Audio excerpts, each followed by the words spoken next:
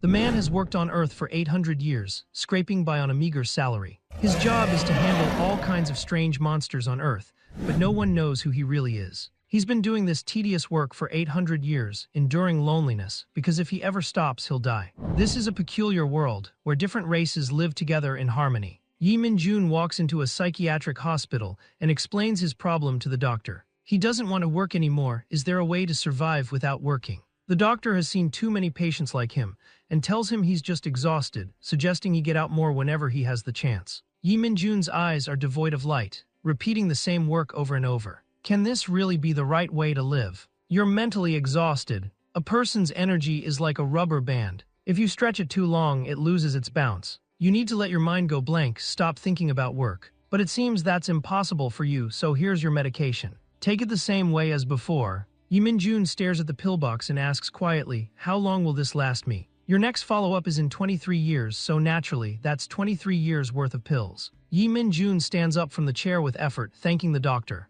The doctor ponders Yi Min-jun's words, a way to survive without working. Unfortunately, there's no such thing. The moment you stop working, you die. Yi Min-jun leaves the hospital and gazes at the playful crowd in front of him, his taut nerves relaxing for a moment. Before long, his phone rings. On the other end, a calm voice says, there's a bank robbery. Go take care of it. After discussing his payment, Yi Min-jun vanishes on the spot. The scene shifts to the police maintaining order at the scene. Yi Min-jun steps out from the crowd and greets the orc in front of him. Park Yumpel tells him there's only one criminal inside. But there are 4 hostages in the bank. Only one is conscious, the rest have fainted. All right, I understand. From here on, I'll take over. Park Yumpel is a little curious. Why did Min-jun Hyung come? Are the people inside the bank those guys? Yi Min-jun surveys the area, pulls out a talisman, and tosses it into the sky. The next moment, the building is wrapped in a blue force field. Yi Min-jun tells him to evacuate the crowd, then heads inside himself. Park Yumpel informs his colleagues, the Immigration Bureau is in charge of this case now. Please evacuate all citizens. Isn't the Immigration Bureau for dealing with illegal immigrants? Why are they handling this case? Don't you know the difference between immigrants and the Immigration Bureau? What did you learn in school?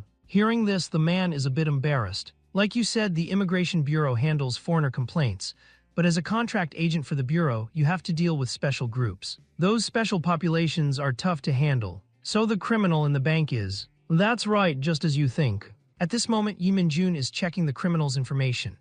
No Kyunku, 31, unemployed, awakened last year and registered as an ability user. He tried to use this to apply for a security company job, but was rejected. His ability is telepathy. Suddenly, a chair comes hurtling straight at Yi Min-jun, but he dodges it with just a slight tilt of his head. He sees a criminal grabbing a hostage by the hair. Was it you who made the police pull back? Before I answer your question, let the hostage go. I can promise you this. If you let the hostage go, I won't kill you, but if you hurt the hostage, I can't guarantee I'll hold back. The criminal laughs maniacally, clutching his face. Shut up. Do as I say, or this person will definitely die here. Yi Min-jun seems not to hear. Let the hostage go. Damn you, shut up. Do you think I'm joking? Just because I'm unemployed, you can treat me like trash. I thought awakening would get me a job. Do you know how I feel? Is my life worthless? No, that's not it. Now I remember. When I went to collect unemployment benefits, some old lady touched my shoulder. When I came to, I was here. What on earth happened in between? At that moment, the old person being held hostage suddenly wakes up. Not bad, looks like you recognized me. The man looks at her in terror, instinctively pulling his hand away. But suddenly, several strands of green slime appear on the old woman's neck, sticking to his hand. The man is so frightened by this that he collapses to the ground. The Immigration Bureau's nose is quite sharp, isn't it? You think I'm an idiot. Didn't expect you to really break my illusion. I thought you were just rambling, but your words actually contained a spell. The old woman glances at the man cowering on the ground, and in the next instant, a black ghostly shadow appears before his eyes. The man is so startled by the sudden attack that his mind shatters, begging for mercy over and over. The green slime is frantically draining the man's life force. Yi Min-jun straightens his sleeves. The opponent is a criminal from the planet Odin's, real name Etrella Daphne, wanted for 64 murders on Earth. And that's just what she's done here. You wretch, I've already given you your last chance. Since you've wasted your shot at living, don't blame me for not letting you walk away.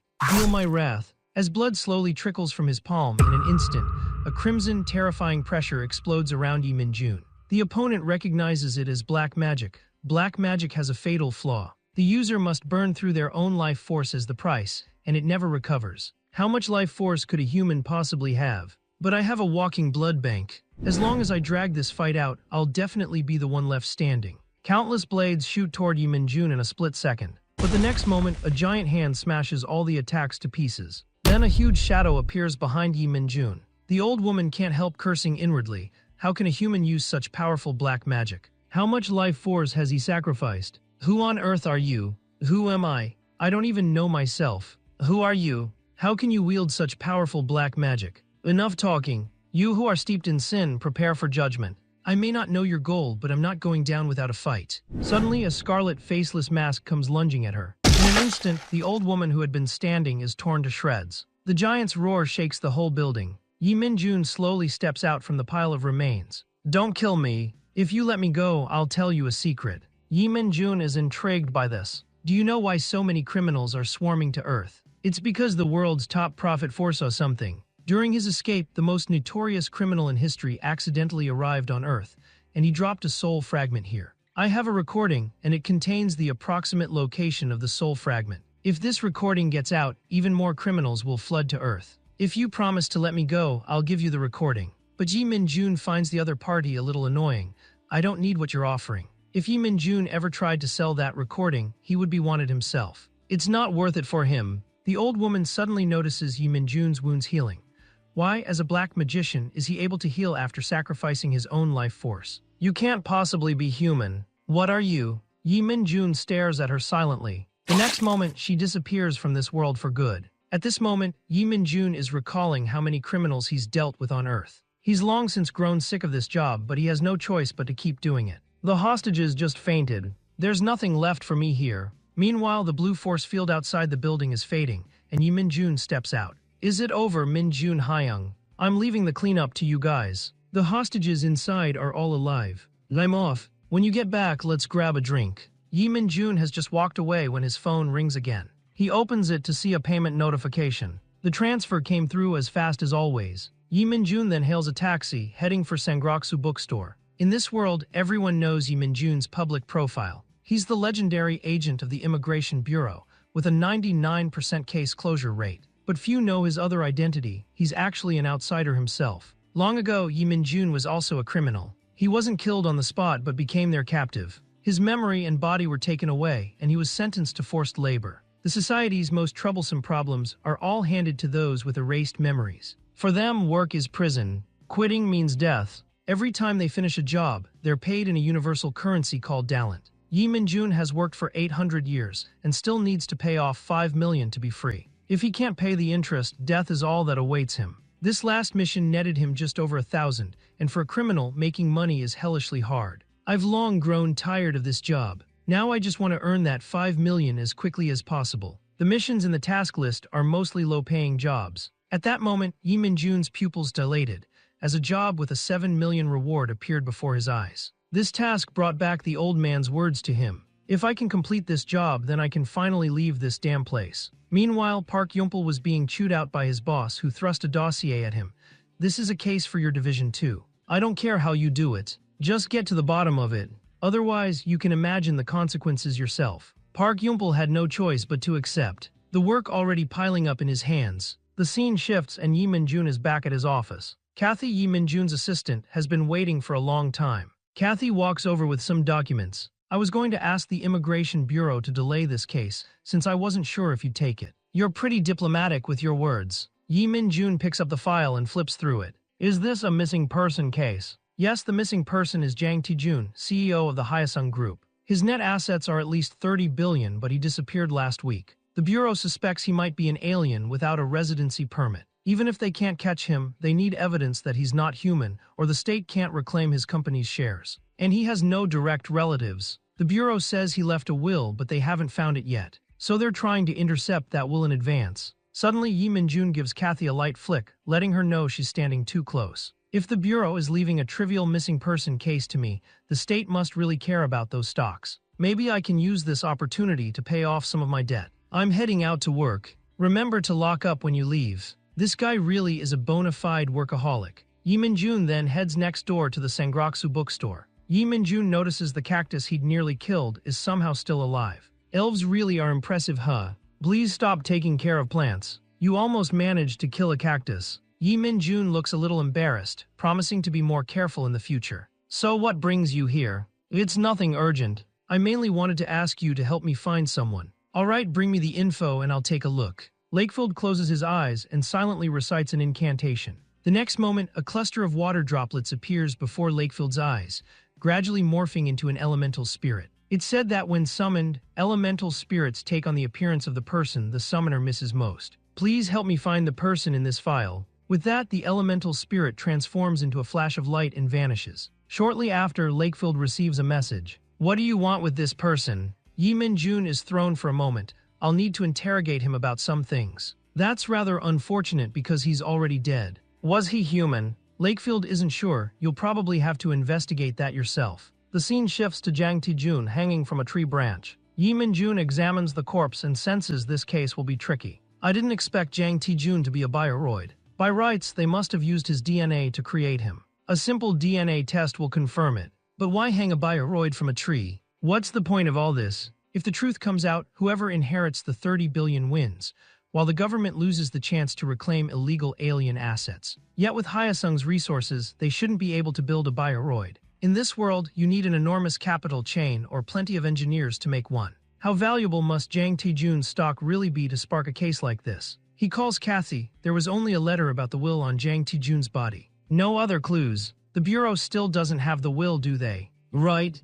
Rumor has it the will is in the main vault at the bank. If that's the case, then we'll have to check out Jang Tae-jun's home. The scene shifts to Yi Min-jun at Jang Tae-jun's front door, only to run into Park Yumpel. Turns out they're both investigating the same case. The agent hands over the keys and leaves. Yi Min-jun considers giving an update, but Park Yumpel says there's no need. They'll just have me assist you anyway. This wasn't originally Park Yumpel's case, but recently a batch of elves went missing. So the team in charge was reassigned to the Special Investigations Unit, leaving these missing person cases to Park Yumpel and others. Our captain figured he couldn't handle it either, so he handed it to the Immigration Bureau and sent me over to help. Yi Min-jun replies, good thing it's you. I'd have no chemistry with anyone else. The two head into Jang Tae-jun's room and start searching for clues. Park Yumpel sits at the computer copying files. Once he's done, he tells Yi Min-jun, I'll sort these and send them to you tomorrow. Yi Min-jun thanks him. Just then, a strange noise catches their attention. They follow the sound to the kitchen and are surprised to find it's coming from a frying pan. When Yi Min-jun touches the pan, it makes another strange noise, leaving both men a little awkward. Sensing things are off, the pan quickly introduces itself. I'm an AI cooking tool. I can copy some aspects of human consciousness and memory. This kind of AI is highly self-aware and not easy to get on Earth. There's a good chance Jang Tae-jun was actually an alien. Yi Min-jun asks the pan his question. Tell me what you know about Jang Tae-jun. My owner seemed perfectly ordinary. The last time I saw him was in the early hours a week ago. That night I saw him go out late. The next day I heard something in the living room. I thought the boss was back, so I didn't care. Yi Min-jun picks up on something. So you're saying someone was searching for something here. Anyone been by recently? Park Yumpel tells him no. Today's the first time anyone's opened the door. The pan continues, I'm sure it wasn't my boss. Someone was rummaging around at night, but hasn't shown up for days. Probably gave up. Sadly, I never saw his face, but judging by his build, he was human. Yi Min-jun starts piecing things together. If he could come and go without opening the door, he must have used distortion magic. In that case, I need to search for traces of magic use. In an instant, the entire room turns gray. Park Yumpel, curious, asks what this power is. There's something called the spirit realm, layered over the material world. Magic leaves traces in the spirit realm. If we find those traces, we can track down our guy. Yi Min-jun follows the trail for a while, finally pinpointing the place where magic was used. There are 10 light trails in the room, meaning he came and went 5 times. If we follow these traces, we'll find out where he is. Might as well take the frying pan. It's our only piece of evidence. The two get in the car and follow the trail. Yi Min-jun tells Park Yumpel, don't make a move unless I say so. They chat for a while as they drive, until Yi Min-jun spots another trace of magic and tells Park Yumpel to pull over. There are tons of magical traces around here. Looks like we'll find him soon. Park Yumpel gets out and surveys the area. Turns out it's an orc neighborhood. Yi Min-jun says that's to be expected.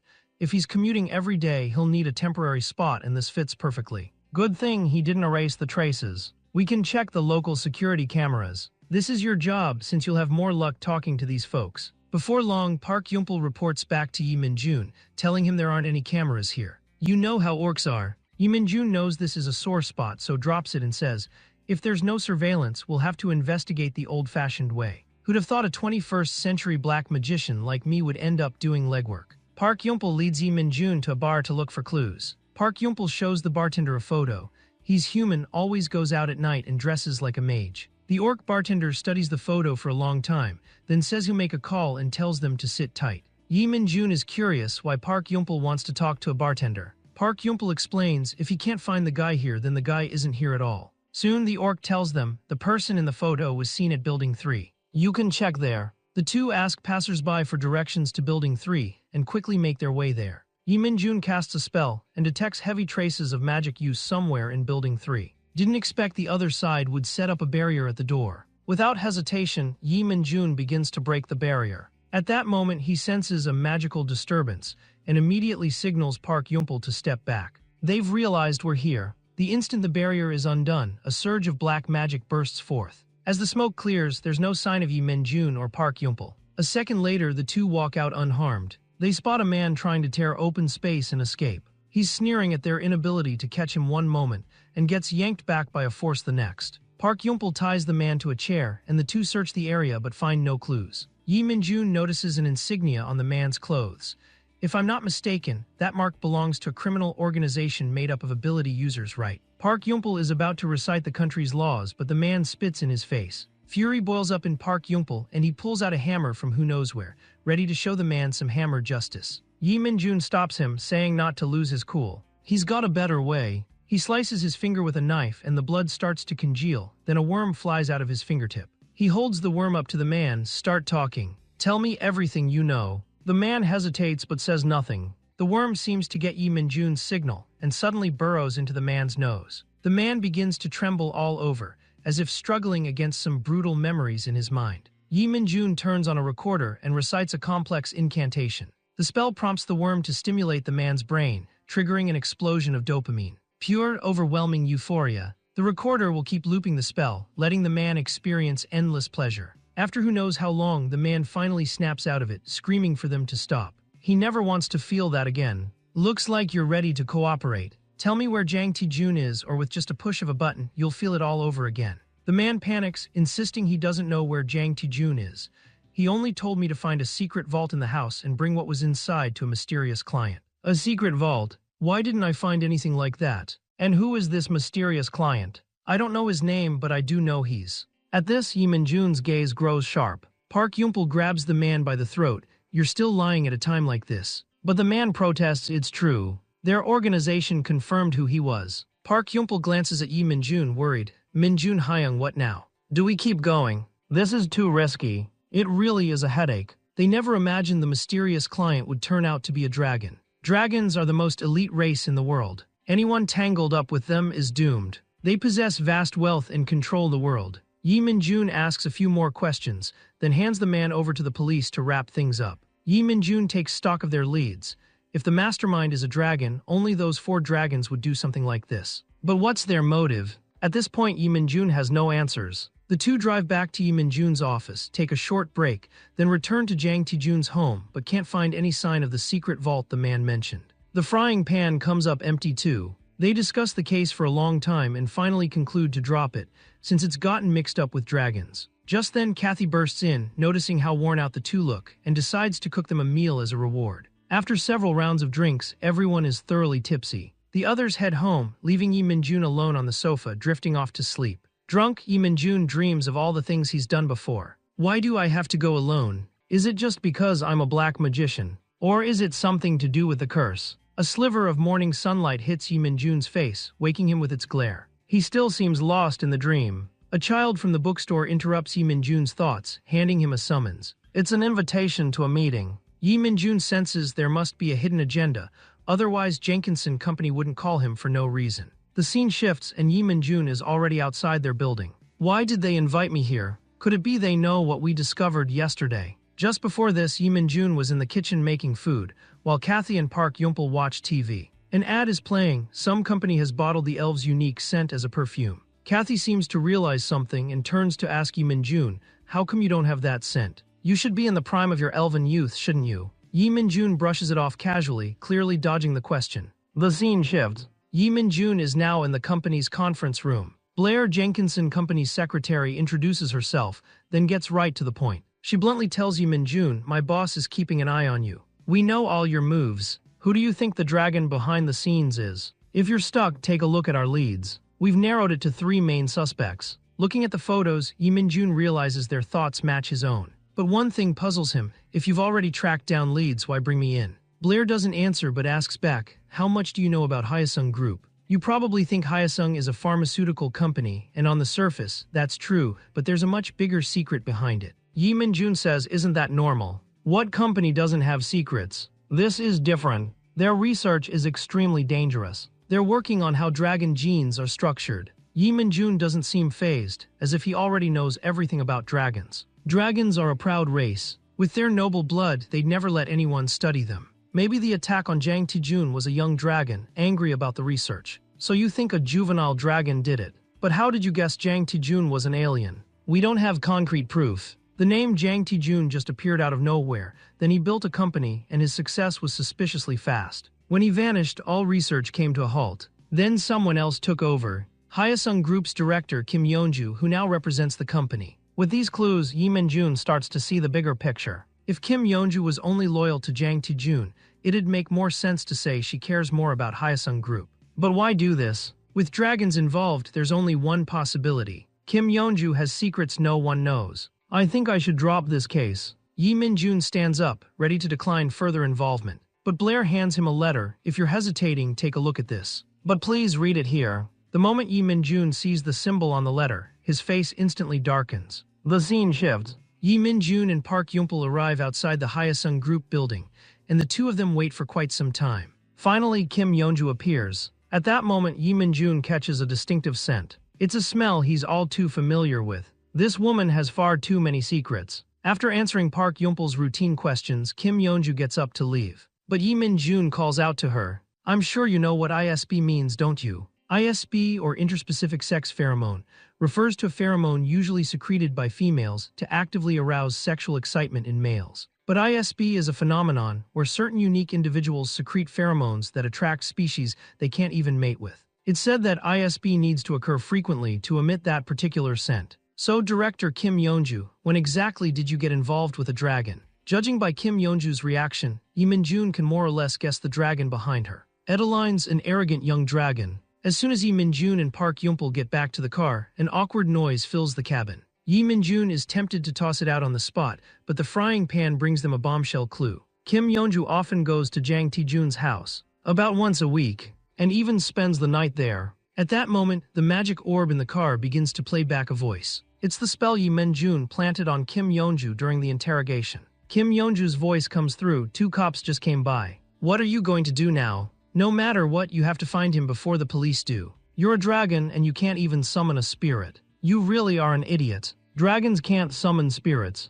That's something only elves have an affinity for. Do you know how many elves are searching for Jang Tae-jun?" This reminds Yi Min-jun of the missing elves case. "Enough of this. I already know who to look for. That elf is hiding in a bookstore and I think I've found it." Meanwhile, Donchul is still greeting customers cheerfully. Hearing Donchul's voice, Yi Min-jun feels a wave of anxiety. Park Yumpil is ready to drive back, but Yi Min-jun stops him. "It's rush hour. Driving will just get us stuck. Yumpil, do exactly as I say. I'll use magic to get back, but you go to Hyosung Group and find Kim Yeonju. Put him somewhere safe. If things get out of hand, take him hostage if you have to. I'll handle any procedural fallout." At that moment, Edelines has already found Lakefield and is threatening him for the elemental spirit. Lakefield tells her she's wasting her time. He and the elemental spirit are soul-bound, inseparable, and he refuses to summon it for anyone he doesn't trust. "In that case, help me find someone and I'll let you go." Lakefield's eyes narrow. "You don't seem to understand what I'm telling you." The next instant, a terrifying aura explodes from Edelines. The pressure makes Lakefield tremble uncontrollably.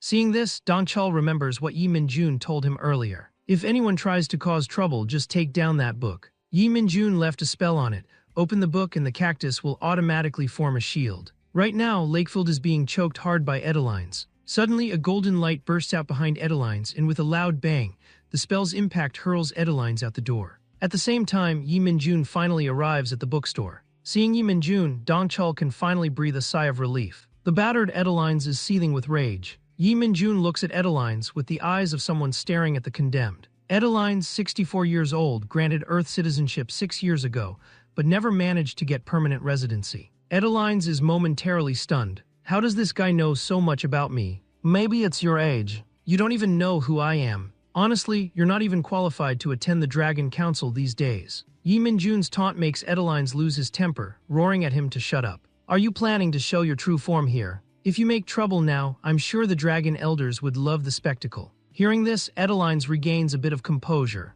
He knows if he acts up here, the Elders won't go easy on him. Then he hears Yi Minjun's voice fading away. If you want to fight, follow me. The scene cuts to the two of them in a remote, deserted place. Looks like you're scared of the Dragon Elders. Enough talk. I can't wait to kill you. A beam of blue light shoots into the sky, and the next moment, a massive dragon appears before Yi Minjun. The forest echoes with the sounds of a fierce battle. Adelines is smashed into the ground by Yi Minjun, a deep trench gouged before him. Floating high above, Yi Minjun can't help but think it's been too long since he last hunted a dragon. He'd used especially powerful forbidden magic to rush here, so his left hand is taking longer than usual to recover. But if there's one thing Yi Minjun has in abundance, it's life force. He chops off his own left arm. Instantly, a surge of violet energy courses through Yi Minjun's stump, and his left arm transforms completely. Flexing his left hand, he gazes down at Adelines. You want to cause trouble on my turf, you're going to pay the price. Adeline surges forward, wings flapping furiously. But before he can reach Yi Minjun, a jolt of pain shoots through his jaw.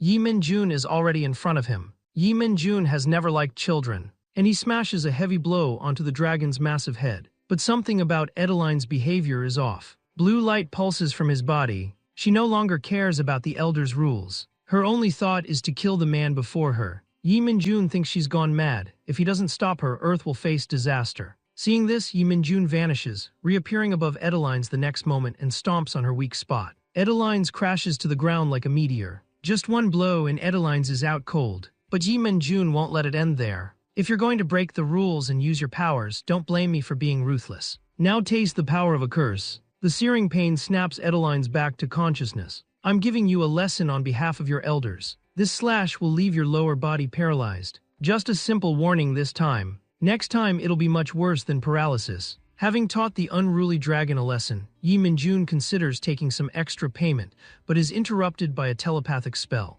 That's enough. The farce ends here. She's been punished. Let this be the end of it. Is it enough? I don't think so. What about you, Chairman Jenkinson? Let her go. We're the same kind after all. I can't just stand by. You know the Dragon Code, don't you? Yi Minjun's heart sinks. He hadn't expected them to invoke Dragon Law. Dragon Law supersedes all others. Only dragons may execute dragons. Anyone who breaks this rule becomes a target for all dragonkind. But Yi Minjun is unmoved.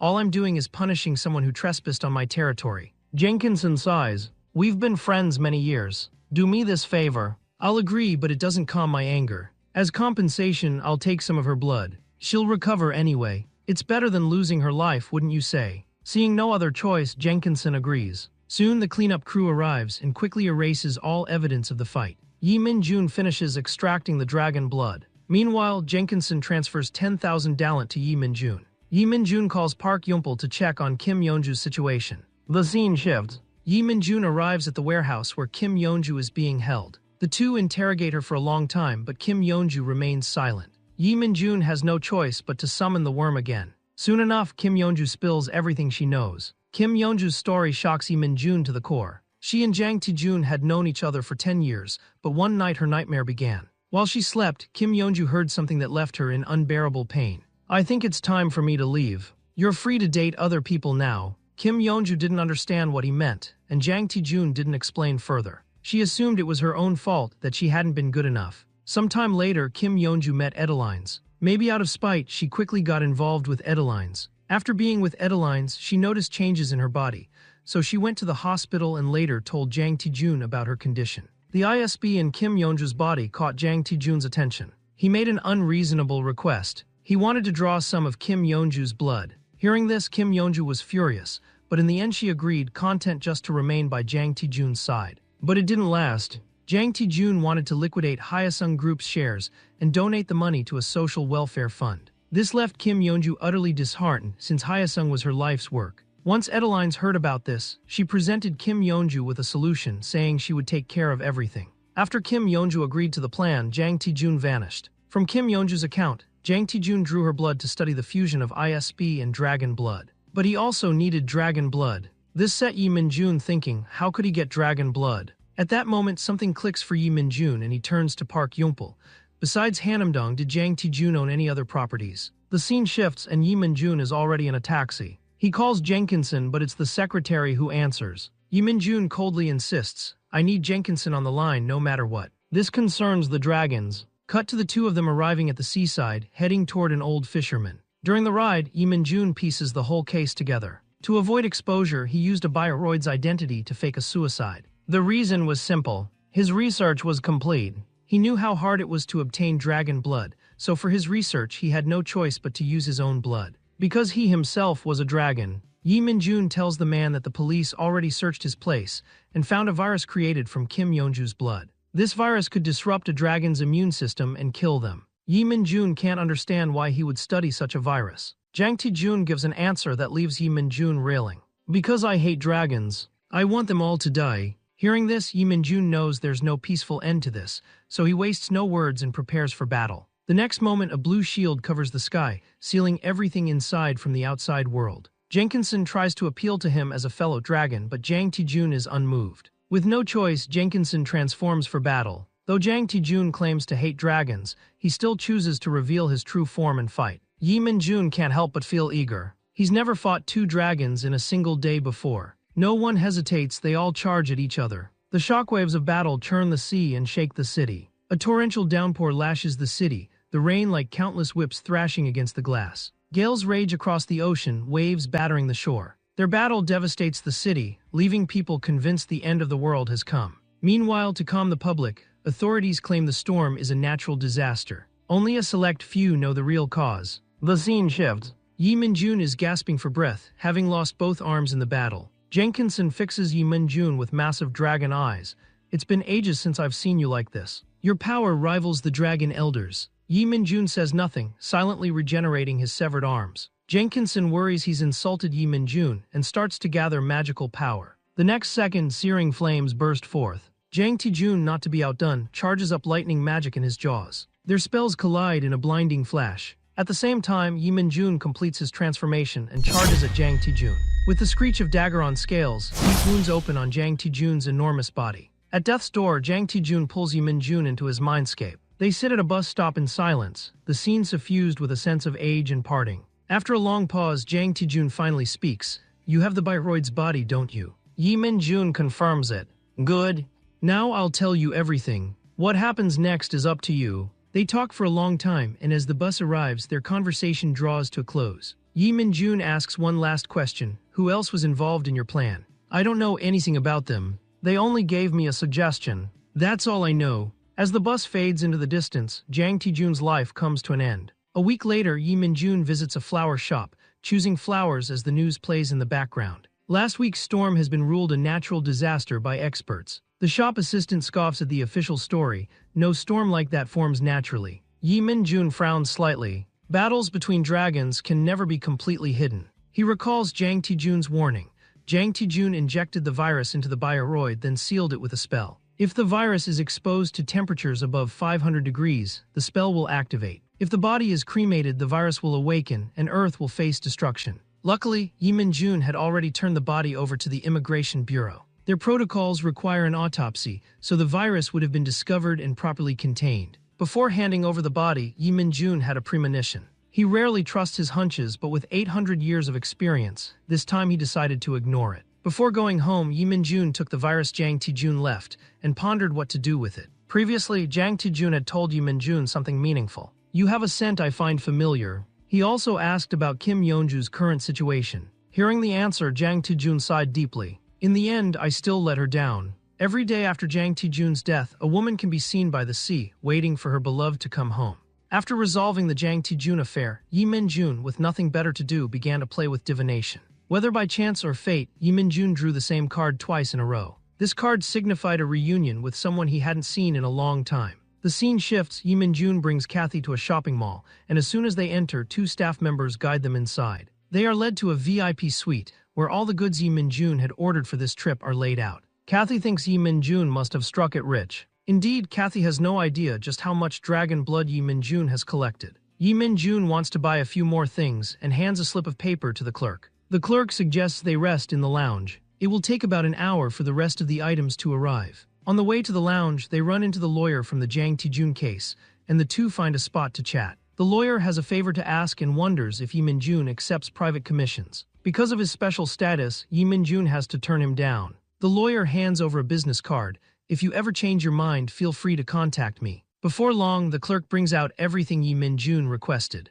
Just as the two are about to leave, a group of men in black rush in. An old man enters, trailed by a horde of bodyguards. The old man glances ahead and suddenly dashes straight toward Yi Min-jun. The sight gives Yi Min-jun quite a scare, but when he sees the man's face, he relaxes. "Long time no see. How have you been lately? Didn't expect you to remember me. Are you still teaching magic these days?" Yi Min-jun shakes his head. He's now an immigration bureau agent. The woman beside the old man is thoughtful, then asks if Yi Min-jun takes private cases. The old man scolds her, saying it's not the right time. After a brief chat, the old man excuses himself and leaves first. The scene shifts. They're heading back to the office. Kathy didn't expect Yi Min-jun to have been a teacher. Teacher by day, hero by night. Your life could fill a book. Yi Min-jun chuckles. My story is something even the government wouldn't dare reveal. If that's the case, why not tell me your story? Yi Min-jun glances at her, then slowly begins. In October 1945, the United Nations was founded, and it was humanity's first encounter with aliens.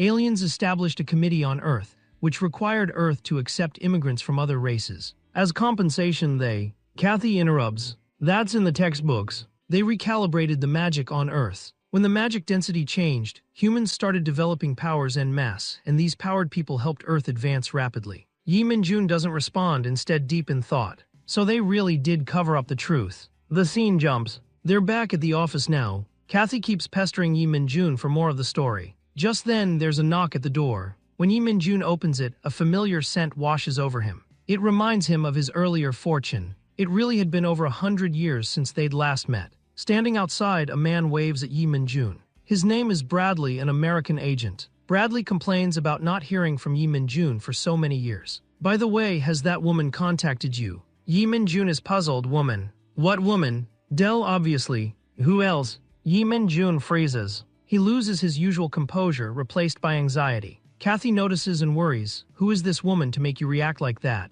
Yi Min-jun is silent for a long time, then finally speaks. She's my ex-wife. Later, the two go drinking at a bar. After a few rounds, Yi Min-jun snaps his fingers, sealing them in a barrier. So what's an American agent like you doing in Korea? I'm here to escort a princess. That reminds Yi Min-jun of something he'd heard in the car earlier. And what's this princess got to do with you? Bradley is a little helpless about it too. Princess Vermi wasn't satisfied with her own guards, so she put in a request to Earth's immigration HQ. HQ thought Korea alone wasn't secure enough, so they brought in the US too. But rumor has it this will trigger Earth's 8th mass migration. The 8th? The last one was only 40 years ago. Bradley shrugs. Apparently the committee is preparing for it. Then Yi Min-jun's expression shifts. I want to hear Dell's story. Bradley thinks for a while. Honestly, I don't know the details. After our last spacetime mission, you and I were reassigned elsewhere, and Dell was sent somewhere else. While we were apart, Dell seems to have saved up enough for her release. I figured she'd come find you as soon as she got out.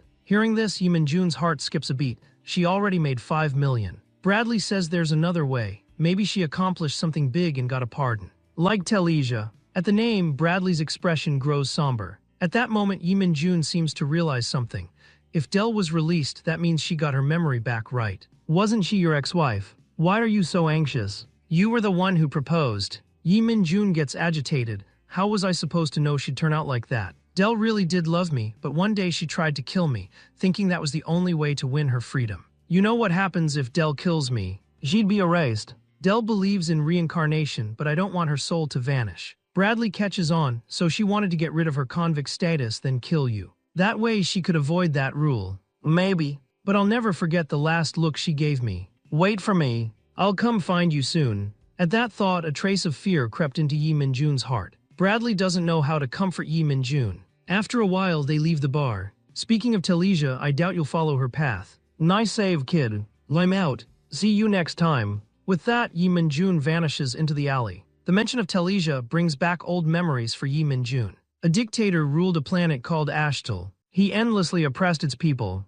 Any hint of rebellion brought brutal punishment. One of his henchmen got word that the citizens were rising up. To suppress them, he cut off the planet's food supply. Desperate to survive, the people revolted. When word got out, residents of other planets couldn't bear it and launched a coup together. But the dictator's lackey, just before dying, hit the self-destruct button, blowing up all the planet's infrastructure. Overnight, the once prosperous Ashtal became a wasteland. Though they escaped the tyrant, they couldn't escape the suffering that followed. While the citizens groaned in agony, the committee dispatched a convict task force to rebuild the shattered planet. The prisoners rebuilt Ashtal, and Yi Min-jun only arrived at the very end, where he met Del. The planet's recovery was thanks entirely to Telesia. She became known as the Mother of Ashtal. Before that, Ashtal was in ruins, its people turning to cannibalism to survive. When she first arrived, she saw it all. To her, it was hell. Everyone was like the Walking Dead. The scenes of citizens killing each other haunted her constantly, wearing down her mind. She began to crumble, wondering why she was there, why she should help. Was saving them just to watch them destroy each other? But as she doubted, something inside her began to grow. With her help, the hungry children ate their fill, countless trafficked families were saved. Her reputation soared, the people showered her with love and respect. She too grew attached to the planet.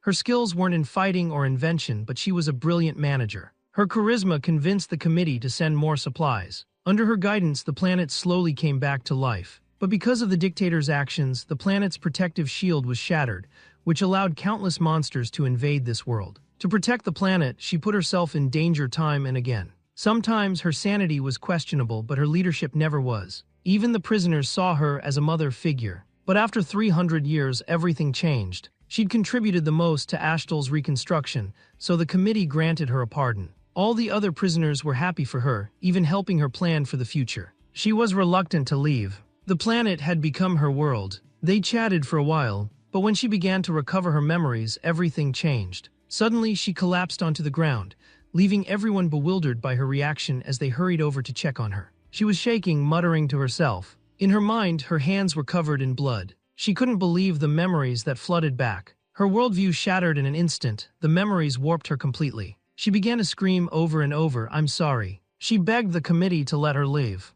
"Please let me go. I'll do anything, just let me out." For some reason, the committee granted her request. She left without looking back. Sometime later, she took her own life. Telesia's death became a lingering regret for Yi Min-jun and the others. What memories did she recover? Why was she a prisoner? And none of this is known to anyone at present. Telesia's severance pay was only 1.2 million, yet the memories were that horrific. That made Yi Min-jun think about his own 5 million payoff. "Don't worry, Bradley. No matter how terrible the memories I recover, I'll never end up like Telesia." The scene shifts to Jenkinson's secretary, Blair, hard at work in her office. Just then an elf flits in, apparently with urgent news. Seeing this, Blair asks what brings her here. The elf delivers a message that makes Blair's heart skip a beat.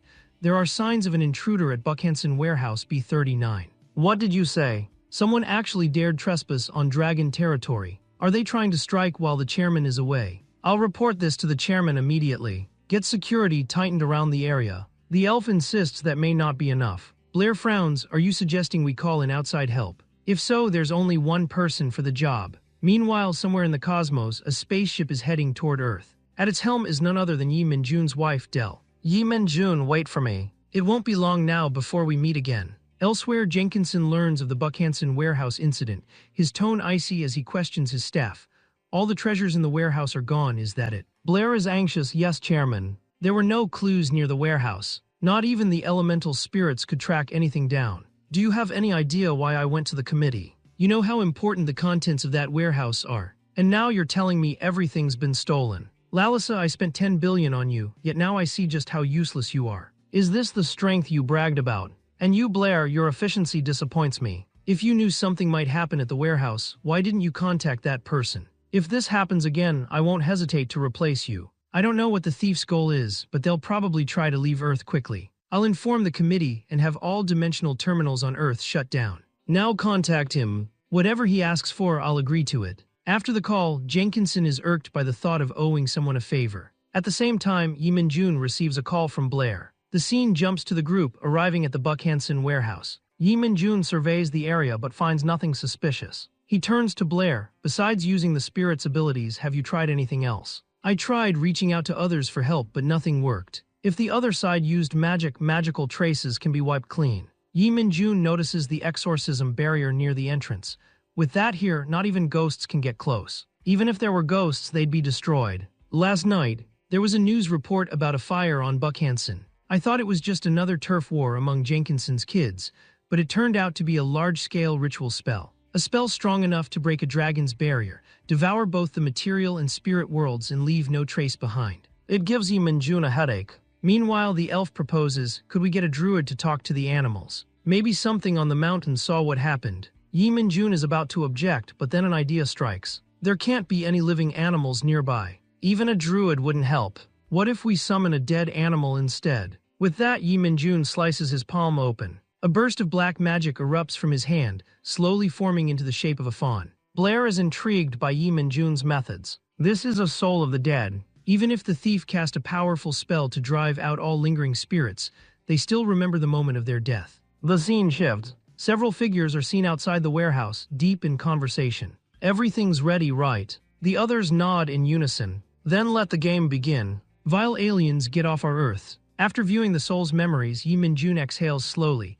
So it was them causing trouble. They're a criminal group using human rights as their banner, with networks across the globe, involved in multiple anti-dragon operations, all of which failed. After that, they vanished without a trace. Meanwhile, Blair bows deeply to Yi Minjun, saying he's the only one she can trust now. You know what these people are like, right? Are you trying to get me into a fight with them? Blair objects, the chairman won't return for another week. I'm only asking you to find their trail before he gets back. All dimensional terminals will be closed until the chairman returns. I understand, but you know this won't be easy. So tell me, what's my fee? Blair knows Yi Minjun never works for free, and immediately hands him a blank check. Yi Minjun is taken aback. He hadn't expected Jenkinson to trust him this much. He scratches his head, looks like I have no choice but to take this one. I'll get started. If I find anything, I'll let you know. I think I already have an idea where to begin. Meanwhile, in a tattoo parlor, a tattooist is inking an orc. Through his headphones, he listens to plans targeting aliens.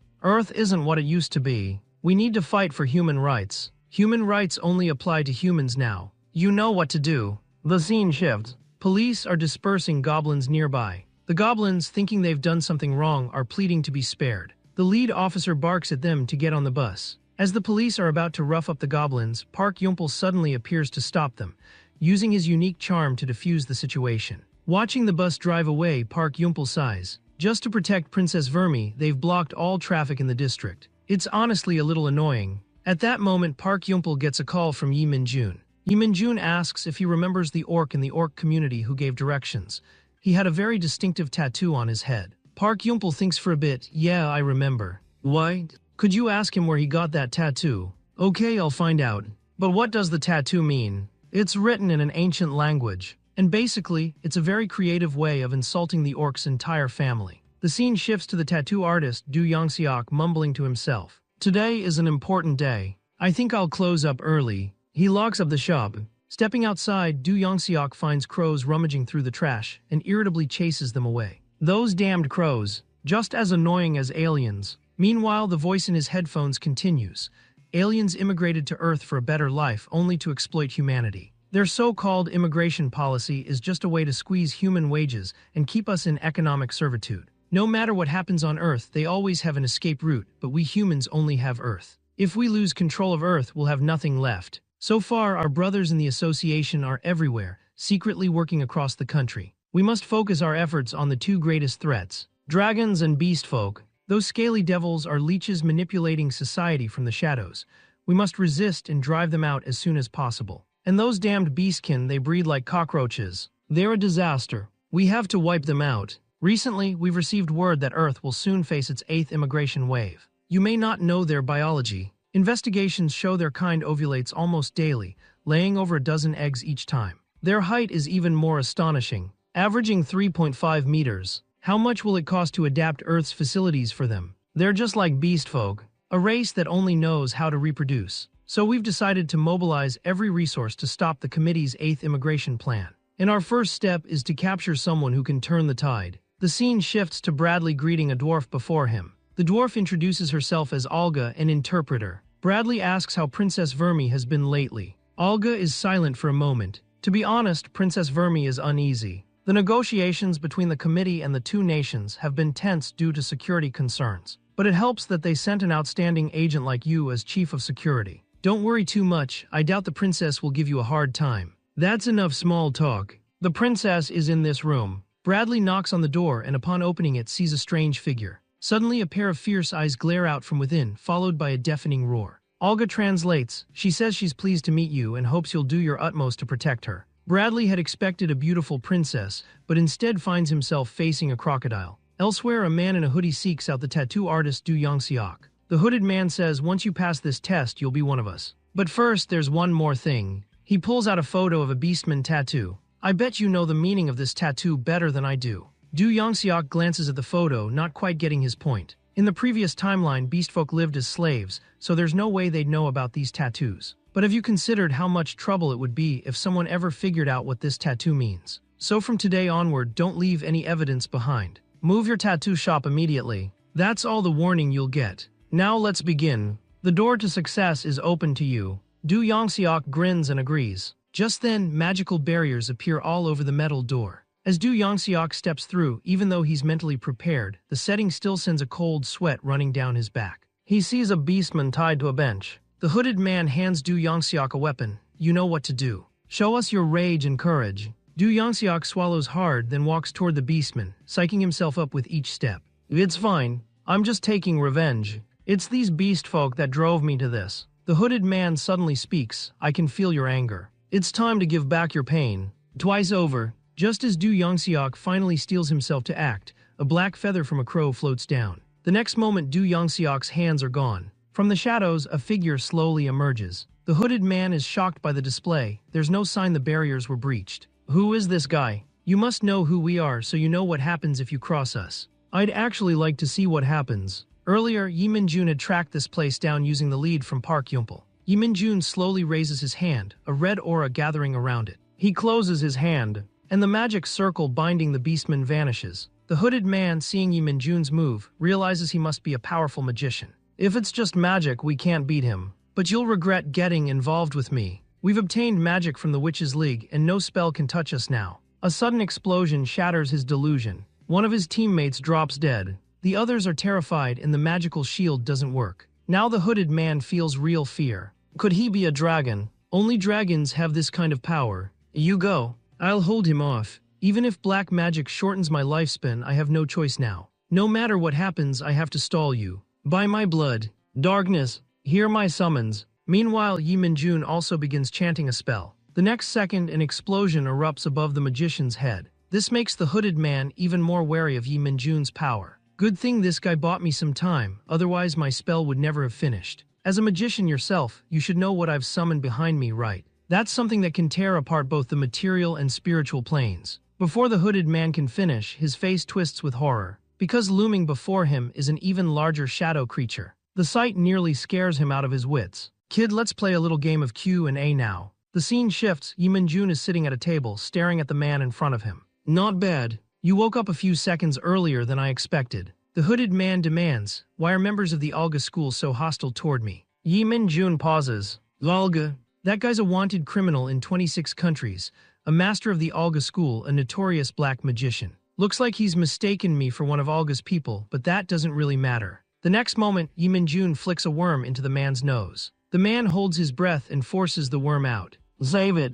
I'm a black magician too. Tricks like that won't get me to talk. Hearing this, Yi Minjun grows interested. Looks like I'll have to use other methods. I happened to run into a dragon recently, over 1,000 years old, but within just a few hours he was dead and gone. You know, I thought he was the most pitiful person in the world, but it looks like, starting today, that title belongs to you. You're about to regret ever being born. Meanwhile, Bradley is learning about Princess Verme's habits from Olga. No one is allowed within 10 meters of her while she's laying eggs. At the same time, after finishing his interrogation, Yi Minjun also arrives at Princess Verme's side. Learning that Princess Verme is laying eggs astounds him. How can she lay eggs in the morning? It doesn't match his memory of the Shutanian race. Yi Minjun brushes it off and calls Bradley over, briefly explaining the Human Rights League situation. Bradley seems to understand their motives. So you're here to protect Princess Verme, right? Just then, a loud crash echoes next door. Bradley tells Yi Minjun that's Princess Verme. She's laying an egg.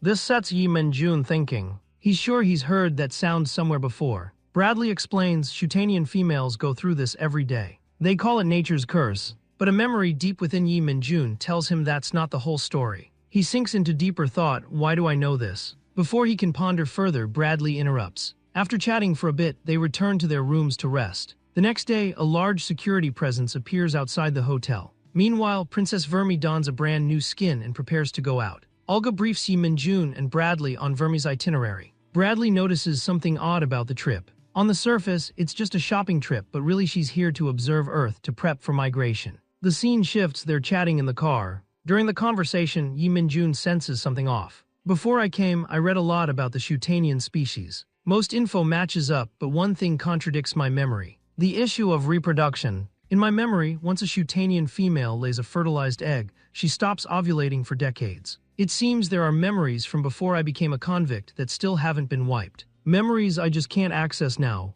They say Galenko is a planet of many races. The Shutanian were the most powerful there, but because of their strength, they had to fight all the other races and ultimately lost. Now they're the lowest status race on Galenko. Yi Min-jun can't make sense of something and asks, Your Highness, many Earthlings believe your visit is to lay the groundwork for migration. That rumor exists, but it's baseless. Earth's climate and infrastructure are incompatible with our needs. This tiny planet simply can't support us. Even if migration were planned, it would take a very long time to prepare. In fact, before coming to Earth, someone promised Princess Vermi that if she handled this matter well, she'd earn the right to reproduce, which meant eliminating her rival princesses. Of course, Yi Min-jun knows none of this. Still in the dark, he asks, So are you here for business? Princess Vermi doesn't answer, but instead tells the driver to head to a pension fund company. Your Highness, do you have an appointment? Popping in unannounced could cause chaos. Vermi tells Yi Min-jun not to worry. Her goal is chaos at the company. Meanwhile, the pension fund company is notified.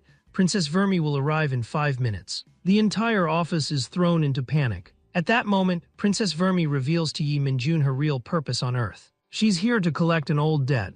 As soon as they step out of the car, they see a crowd waiting at the company entrance. Look at their nervous faces. Her Highness's move really hit the mark. From the start, she gave the driver a random destination. No one expected it would be this company. When Yi Min-jun finally sees the company's name, he can't help but remark, so it's this company. Since the boss isn't in, they have to wait a while. A bit later, there's a noise at the door. An old man walks in, the company's president, and also the old friend Yi Min-jun met at the mall. Princess Vermi immediately begins discussing the debt with the president. Yi Min-jun and his companion wait outside. To Yi Min-jun's surprise, the debtor is his old acquaintance, Oh Man Sik. Not knowing the details, he asks Kathy to have the government investigate the real story. A short while later, Kathy sends over the results of her investigation. For some reason, Oh Man Sik had started large-scale gold prospecting, but before long, gold prices began to plummet. Instead of giving up, he doubled down on refining and processing. Just as he was about to collapse financially, someone approached him and offered a lifeline.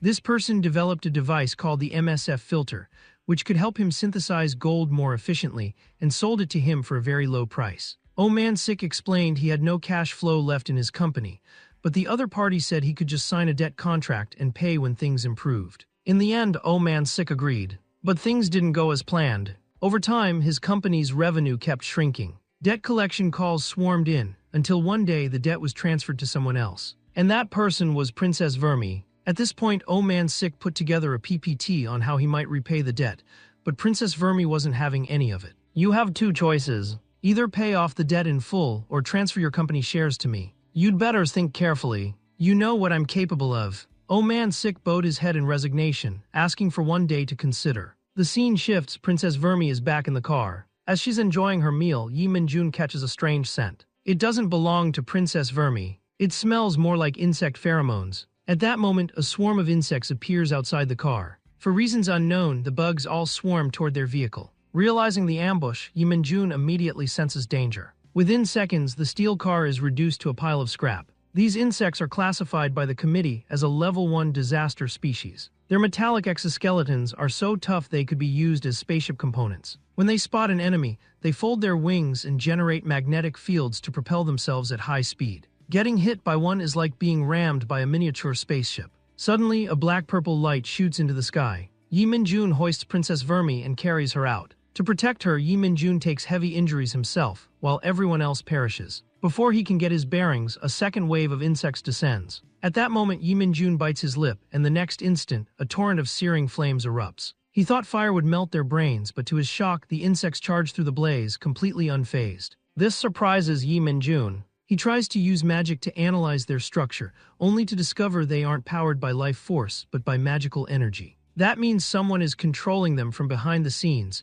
making them effectively immortal. Meanwhile, Bradley shouts up to Yi Min-jun, they're targeting Princess Vermi. Learning this, Yi Min-jun thinks of a place that could block the insects. He grabs Princess Vermi and bolts for safety. Since he can't fight freely while holding her, he decides to get her to a safe place first. He quickly returns to his office. At the same time, Yi Min-jun uses telepathy to ask the bookstore owner, Lakefield, to open the barrier. In the next moment, a yellow shield isolates the insects outside. Back at the office, Yi Min-jun surveys the area, and the unlucky Lakefield once again gets dragged into the mess. Yi Min-jun reassures everyone that he's already contacted the Immigration Bureau to deal with the insects. Meanwhile, Princess Vermi is waving her arms around, chattering rapidly. Without a translator, Yi Min-jun has no idea what she's saying. He's about to try telepathy when Princess Vermi lets out a loud cry. After calming her down, Yi Min-jun asks, "Did you touch anyone or anything unusual today? We need to determine the source of the chemical in your body. The food can be ruled out since it's prepared by specialists.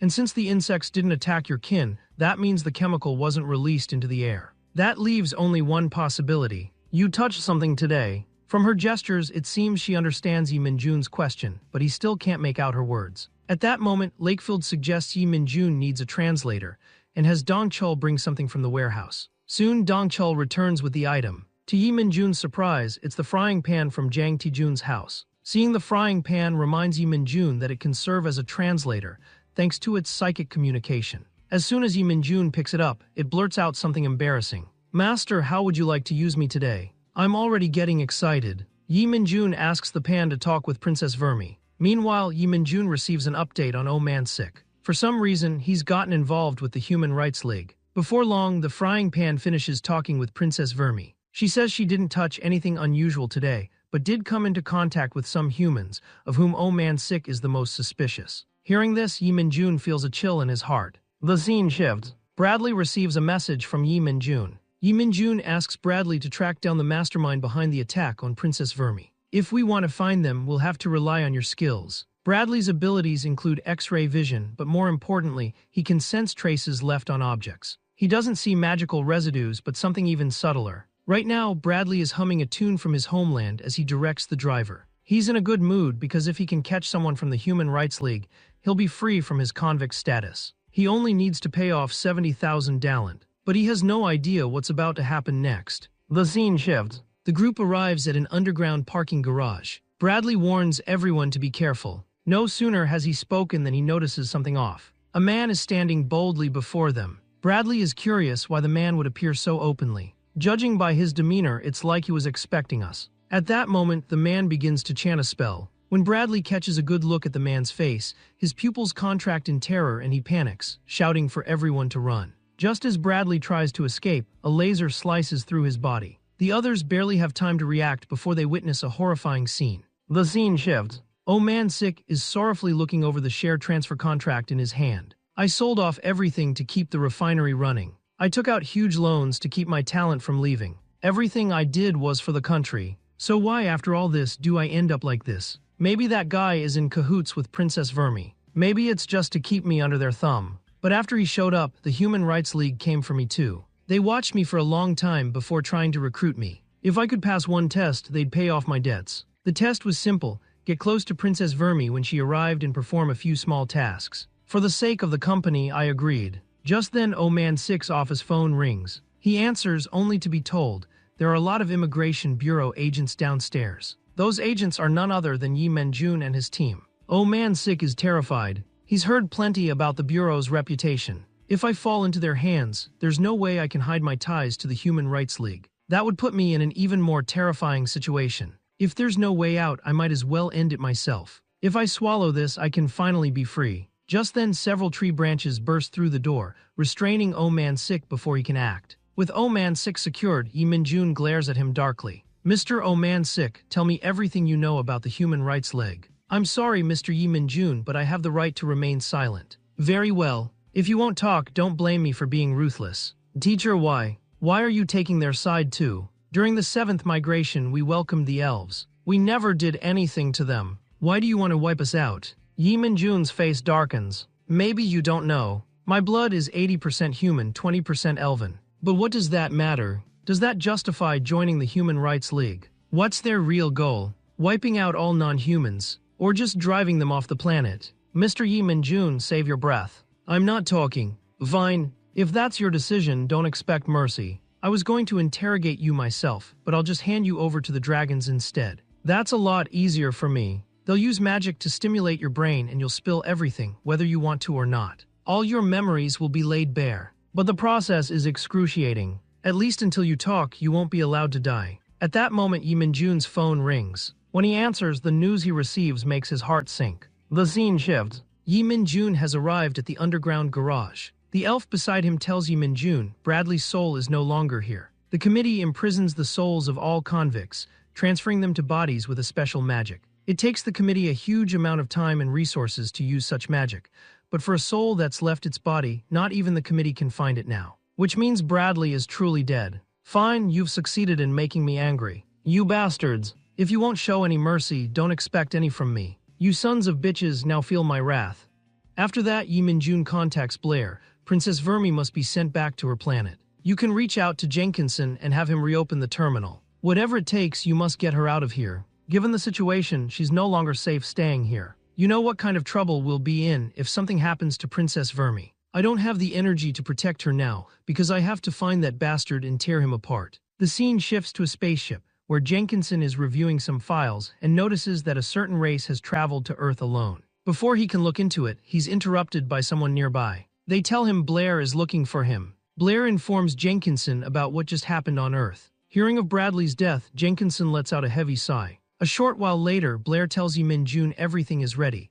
All you need to do is contact Princess Vermi. Upon hearing this, Yi Minjun quickly gives the order. Notify Princess Vermi and her people to gather their belongings immediately. You are to escort them safely to the terminal. The scene shifts to Princess Vermi and Yi Minjun waiting in the departure lounge. Bored, Yi Minjun starts thinking about Bradley again.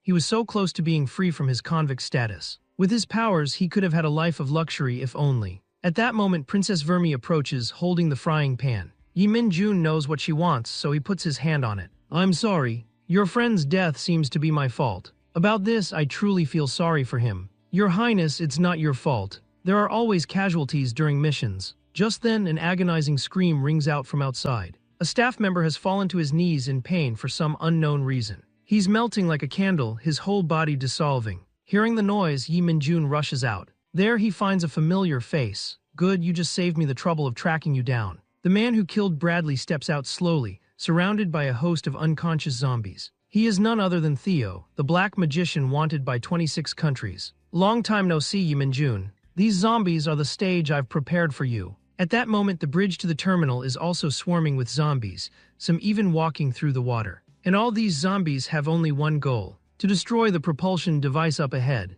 Yi Minjun dashes back to his room and tells Blair to take the princess to the car and activate the spaceship. As Jenkinson's secretary, I assume you know that special code. Blair is surprised. How does he know this? That spaceship was built by the committee and can only be used with their authorization. To activate it, you need a code provided by the committee. But in emergencies, there's a special code that bypasses their approval. Just who is this man that he even knows such a secret? Meanwhile, Yi Minjun alerts all nearby agents. Protect the princess and her group on their way to the spaceship. Blair, I'm leaving Her Highness in your care. Yi Minjun quickly heads to the center of the battle, where he spots Theo hidden among the zombies. In a flash, Yi Minjun is already above his enemy. Remember when you destroyed my school? Back then you had 2 dragons at your side. But now it's just you and me. You parasite who only knows how to hide behind dragons. I'll tear you to pieces with real black magic. Oh really? I don't quite remember, but I am curious to see which of us ends up in pieces. Theo is already descending into madness, directing the zombie horde to attack Yi Minjun. But suddenly streaks of red light appear among the zombies, and with a single shockwave, Yi Minjun wipes them all out. Now Yi Minjun radiates an overwhelming killing intent.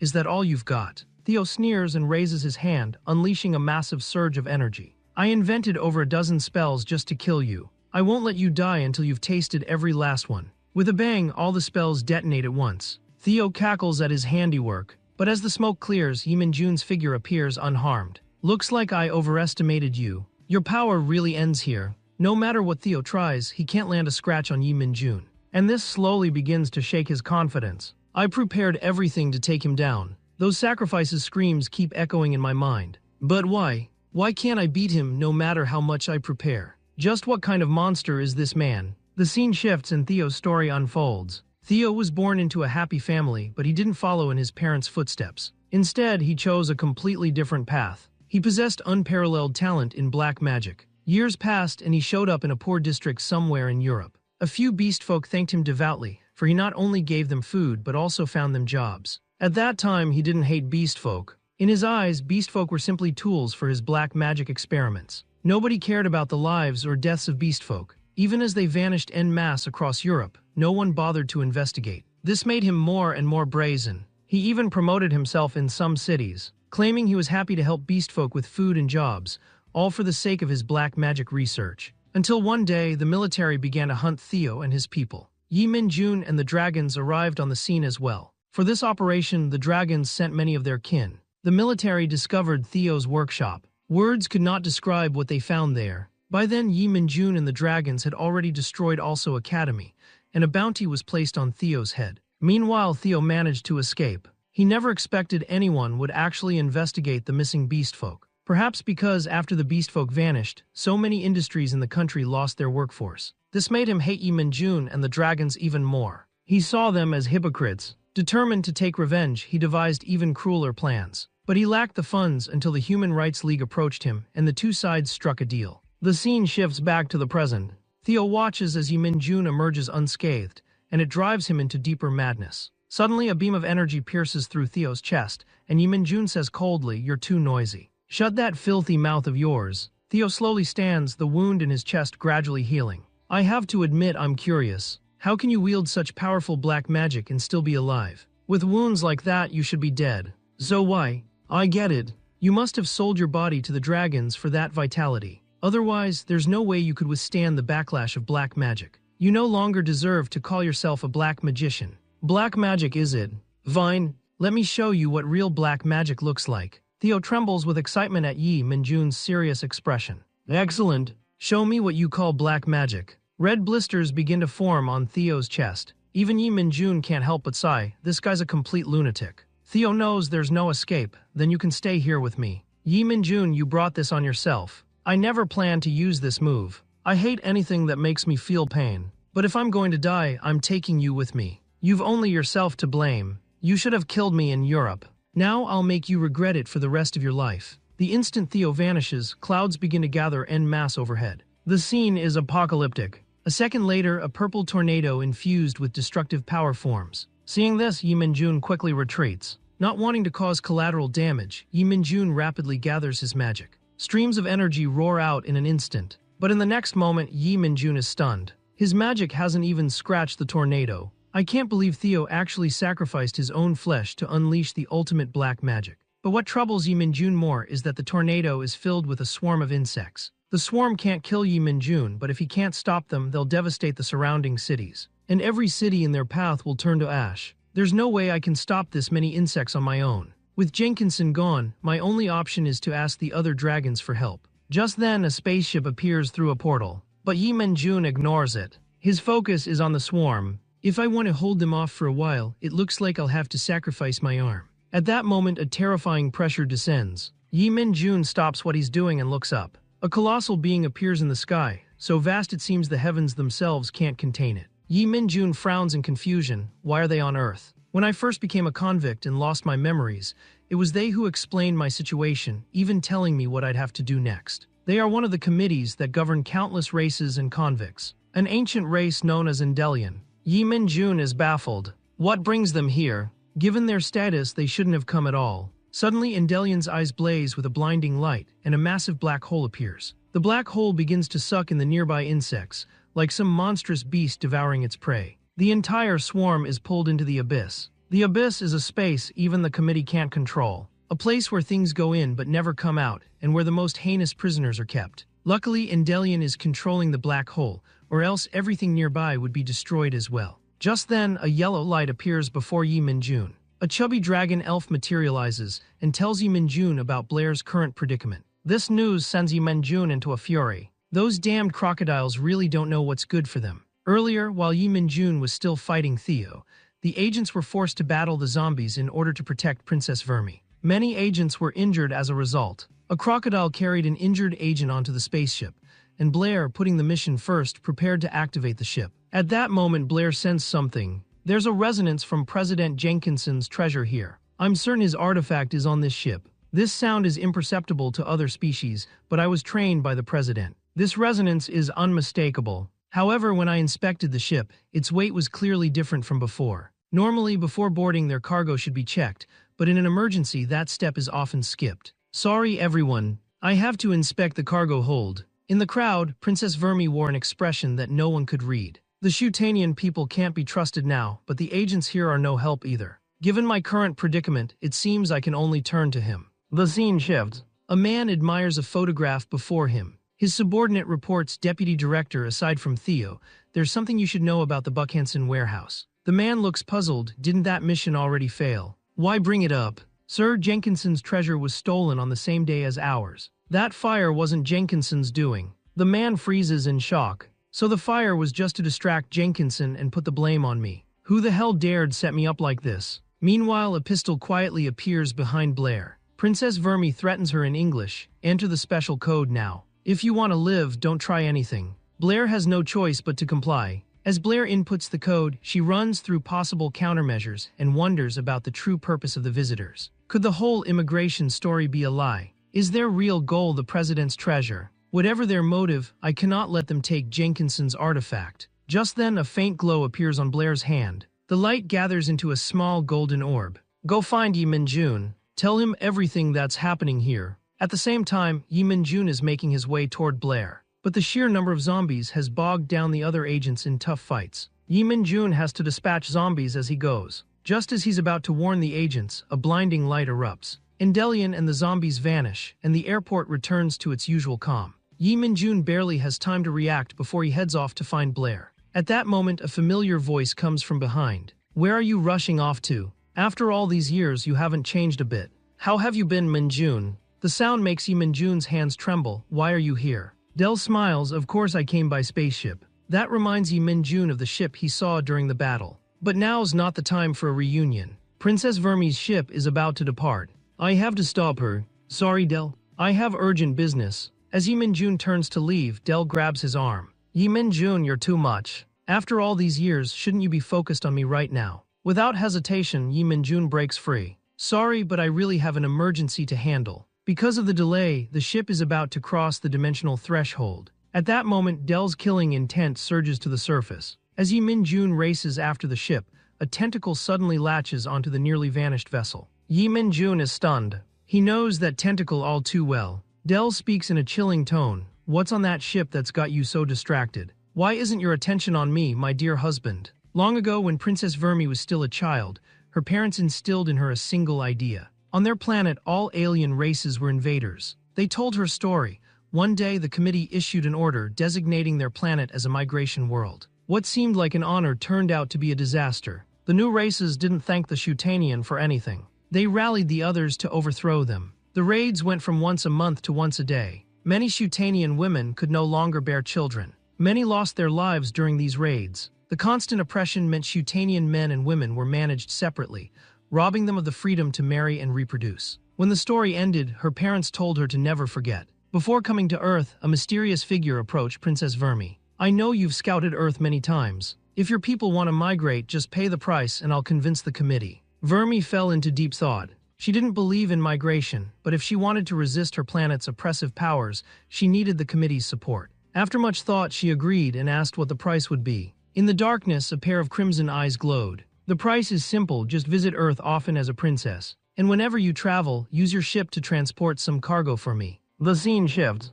Del uses her tentacle to sever the spaceship. Everyone inside tumbles out. Del assures Yi Minjun that everything inside is unharmed. But she can't help but wonder, what exactly is in there that Yi Minjun cares so much about? For a moment, Yi Minjun is at a loss for words. This only makes the already resentful woman even more jealous. Del scans the faces of those who fell until her gaze lands on Blair. So is it because of this woman that you're ignoring me? In the next instant, a special power flares in Dell's eyes. A blood-red eye appears before Blair, staring straight into her soul. With no battle experience, Blair is utterly terrified. Yi Min-jun had thought Dell would go after Princess Vermi, so he points her out, indicating she's the real culprit. This infuriates Dell. Yi Min-jun, are you telling me you've fallen for a crocodile? I come all this way and you tell me you like a crocodile. Yi Min-jun, you're unbelievable. Yi Min-jun, helpless, tries to brush things off with a few words. Sorry, Princess Vermi. As the main suspect in the Buckhanson warehouse case, you're under arrest from this moment on. Soon, all the Shutanian people are detained.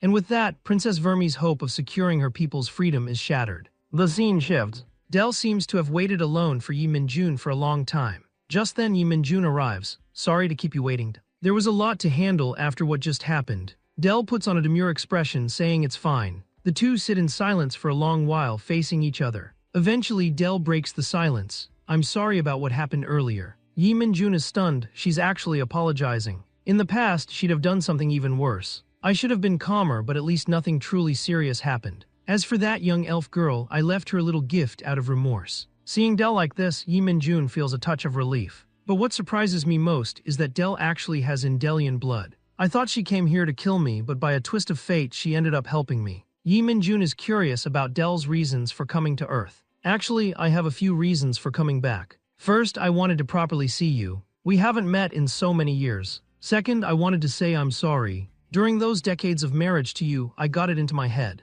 that if I just killed you, I could finally be free. And I'm sorry for how childish I was back then. They chat for a while until Dell suddenly says she has to go. They lock eyes for a long moment, and though Yi Min-jun seems ready to speak, he swallows his words. Goodbye, my dear. I'll look forward to our next meeting. The scene shifts. Yi Min-jun is back at his office, searching for information on his computer. This is classified intel on Special Mission Number 47, assigned by the committee. If not for Dell, I'd never have gotten these secrets. It's not much, but it's enough. After all, it concerns Indelian. My dear ex-wife, who are you really? Not long after, Yi Min-jun meets with Jenkinson. You probably know, to keep from being erased by the committee, I have to pay a special fee every month. So I hope you'll transfer the money soon. It's worth 300,000 dalent after all. Jenkinson gazes silently out the window. The scene shifts. He enters the conference room with a PowerPoint on payment plans. This job really was a pain, but you just open your mouth and ask for 300,000 dalent. Isn't that a bit shameless? It's not that I want to break my promise, but you do realize what happens if I pay you right. I'll have to pay a special fee, and you should know if I pay you, that special fee goes up by 90%. That means I'd need to prepare 3 million dalent. Hearing this, Yi Min-jun stands up slowly. I don't think you realize. For this job, the committee awarded me 200,000 dalent. I went through hell to solve your private problem, and you gave me a blank check. If you look at it that way, you actually owe me more than the committee does. Have you forgotten about the Jang Tijun case? That guy should have plenty of money. So one way or another, you're not getting out of paying me that 3 million. The scene shifts. Yi Min-jun is back at the office. Meanwhile, Jenkinson calls with an encrypted line. Yi Min-jun, eyes closed, asks how things are going, as if none of it concerns him. Jenkinson is silent for a moment. Well, I used my credit as collateral, and I still can't get a loan for 3 million. Yi Min-jun isn't surprised at all and instead asks, so what do we do now? Jenkinson explodes in frustration. I owe you 300,000 but have to pay a 2.7 million fee. It's insane. So what are you going to do? I'd advise you to drop any crazy ideas. I don't want to hear anything I shouldn't. This is a reasonable discussion. Just hear me out. Jenkinson proceeds to share his plan with Yi Min-jun. It aligns perfectly with Yi Min-jun's own idea. Get compensation straight from the committee, which will require Jenkinson's cooperation on the inside. Yi Min-jun is silent for a long time until Jenkinson asks, isn't this the best way? Then he hears, all right, go make the deposit. The scene shifts. Yi Min-jun is searching for something. A lot has happened recently, so my income has noticeably increased. If things keep up like this, freedom won't just be an empty word anymore. Thinking of freedom, Yi Min-jun sighs. I thought you'd be the second one to gain your freedom, but I never imagined you'd leave like this. Meanwhile, several emails suddenly pop up on Yi Min-jun's computer. Most of them are from fellow convicts who are on good terms with Yi Min-jun and the others. The content is much the same, expressing regret over Bradley. Just then, one email makes Yi Min-jun's heart skip a beat. As he's about to open it, a blood-red email suddenly appears. The sender is the committee, and the content is about random future audits of fees and expenses. In short, they're going to thoroughly investigate all financial matters related to the convicts. Reading this, Yi Minjun is shocked. What does this have to do with me? No matter how I think about it, I haven't done anything wrong. Especially that fourth regulation. If I dare not cooperate, the only thing waiting for me is death. At this, Yi Minjun feels a wave of discouragement.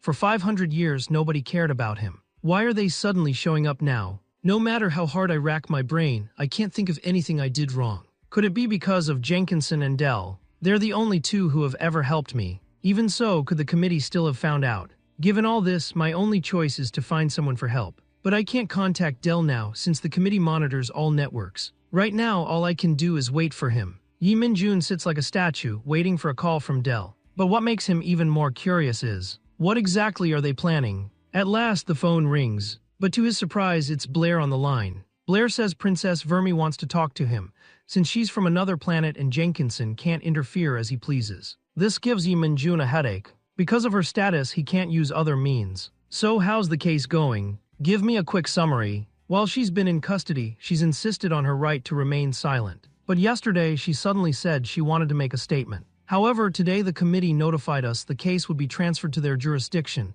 and she'd be extradited. Because so many Earth treaties are involved, that's what's put Jenkinson in a bind. No matter what, Princess Vermi will end up in the committee's hands. You know how the committee operates. They'll cover up the real results of the investigation. If we get nothing, Earth will once again be left in the dark and used as a pawn. For Earth's sake, we can only rely on you now. Yi Minjun is silent for a long time, deep in thought. All right, leave it to me. The next day, Yi Minjun is about to head out when a sudden message interrupts his plans. He goes to a corrugated metal building, calculating the quickest way to get rid of whoever's inside. When he steps through the door, he finds a man in a suit waiting for him. Long time no see, you finally made it. After all this time, you still come to Earth in human form. I'm the auditor for this inspection. Please cooperate with my investigation. They shake hands stiffly in greeting. All right, let's get to the point. Agent Yi Minjun, why has your account balance suddenly exploded? Please give me a legitimate explanation. Yi Minjun answers slowly.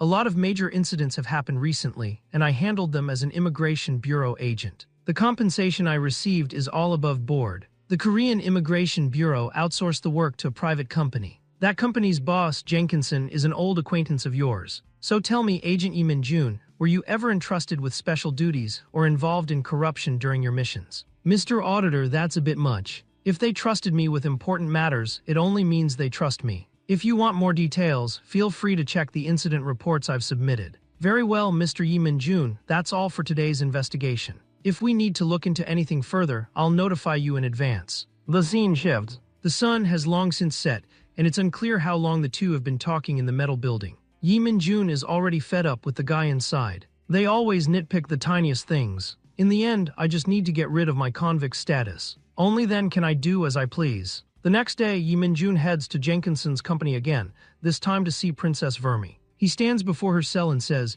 as promised, I came alone and activated the soundproof barrier. Let's begin, Princess Vermi. Let's start with the origin of this case. Those bastards claim the committee would help liberate the Shutanian people, right? From any angle, that's a giant scam. Princess Vermi bows her head in thought, then speaks. It's not a scam. Yi Minjun is speechless. I didn't think she'd been brainwashed this badly. To have that much influence in the committee, he'd have to be a highly respected elder or an ancient race. If it's as you say, then it definitely isn't a scam. Because he really is from an ancient race. Maybe he really can convince the committee. Yi Minjun is stunned. You're sure everything you said before is true? Of course, everything I said was true. When he found me, I saw him with my own eyes. The Kabbath, an ancient race. Because of his status, Princess Vermi believed in his plan. Now that he knows this, Yi Minjun presses for more details.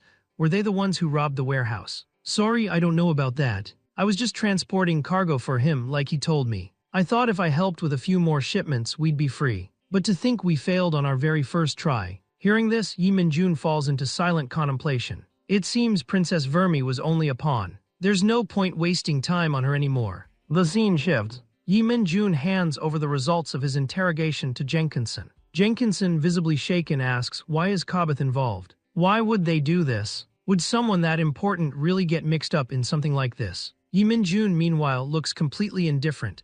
By the way, how's my compensation coming along? Jenkinson awkwardly scratches his face. Well, give me a little more time. I'm a bit strapped for cash right now. If it's really that hard, why not sell your body for a bit? At that, Jenkinson explodes. What the hell are you talking about? I'm a dignified dragon. You're overthinking. I just meant some manual labor. When Jenkinson glances at the paperwork in front of him, he breaks out in a cold sweat. You want me to test the DNA of every goblin on Earth? As you can see, since goblins here don't have insurance or go to hospitals, most of them don't have any DNA records. We're talking global scale. Do you have any idea how many goblins there are? I know it's a pain, but what's it got to do with me? This is your problem. If you can't pay me, then you can work for me. Yi Min-jun's real motive for investigating goblin DNA is something else entirely. It ties back to the classified info from Special Mission Number 47. Rumor has it that long ago, goblins on a certain planet mixed with demon goblin blood. Their descendants were sent to different worlds,